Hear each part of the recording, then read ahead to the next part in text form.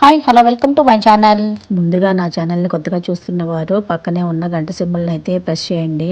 ఈ రోజు మనం అన్నవరం సత్యనారాయణ స్వామి గుడికి అయితే వెళ్తున్నాము. ఇదైతే అసలు అనుకోని ప్రయాణం అండి. మా ఫ్రెండ్ వాళ్ళు వ్రతం చేయించుకుంటున్నామంటే రమ్మంటే వెళ్ళాము. ఇంట్లో పనులన్నీ పూర్తి చేసుకుని మేము వెళ్ళేసరికి అయితే కొంచెం లేట్ అయ్యిందండి. తాడేపల్లిగూడెం నుండి ధవళేశ్వరం బ్రిడ్జి మీదుగా రాజమండ్రి వైపు అయితే వెళ్తున్నాము. అసలు రోడ్లు అయితే బాగాలేదు.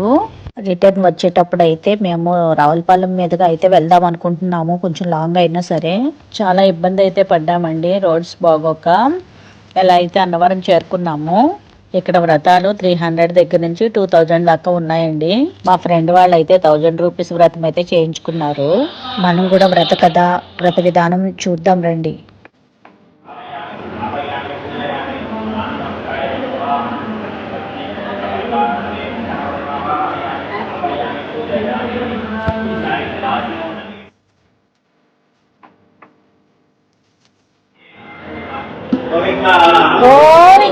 మేమైతే అన్నవరం చేరుకునేసరికి 12:30 అయితే అయిపోయిందండి. దానివల్ల కొంచెం జనం తక్కువగా ఉన్నారు.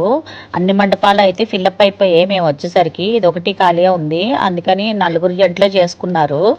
వ్రతం స్వామివారి దర్శనం అయితే చాలా బాగా జరిగిందండి. ఇక్కడైతే పిల్లల్ని తులాభారం అయితే వేస్తారట.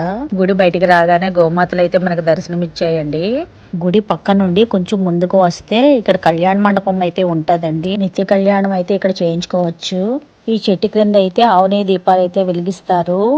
కార్తీక మాసంలో అయితే జనం కిటకిటలాడిపోతూ ఉంటారండి. ఇప్పుడు నార్మల్ గా ఉందండి. మార్నింగ్ అయితే చూసారా అందరూ దీపారాధనలు అయితే చేసుకున్నారు. ఇప్పుడు లేట్ అవటం వల్ల పెద్ద లేరు.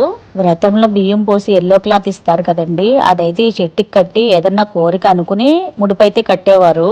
ఇక్కడ 365 ఒత్తులు, 1,00,000 ఒత్తులు, 1,00,00,000 ఒత్తులు కూడా మనకి కట్ట కింద తయారు చేసి ఉంచారు. అవే కాకుండా యాగాలు ఏమన్నా చేసినా, ఏమన్నా ప్రసాదం వండి పెట్టాలన్నా ఆవు పిడకలు కూడా ఇక్కడ అమ్మటానికి రెడీగా ఉన్నాయండి.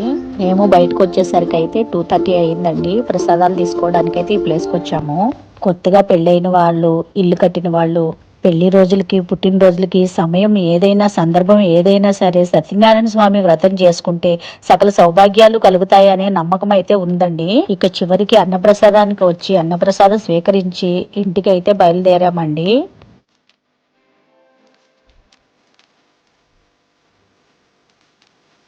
ఈ నదిలో అయితే స్వామివారి తెప్పోత్సవం ప్రతి ఏటా ఘనంగా చేస్తారండి. దీన్ని పంబా నది అంటారట. శబరిమలలో కూడా ఈ పేరున ఒక నది ఉందండి.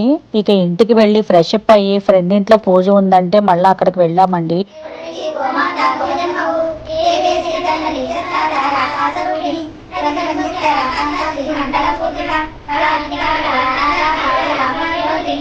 ఈవిడ 3 వారాలు కుదరక 4వ వారం వరలక్ష్మి పూజ చేసుకుని తాంబూలానికి అయితే మమ్మల్ని అందరినీ ఆహ్వానించారండి. పుణ్యస్త్రీ ఆడవాళ్ళు పసుపు కుంకుమకి ఎంత దూరమైనా వెళ్ళాలని చెప్పేసి మా అమ్మ చెప్తూ ఉండేది. దానికోసమే అంత దూరమైనా వెళ్ళామండి. ఇక చాలా అలసిపోయామండి. ఈ వీడియో కనుక నచ్చితే లైక్ చేయండి, షేర్ చేయండి, సబ్స్క్రైబ్ చేయండి ప్లీజ్.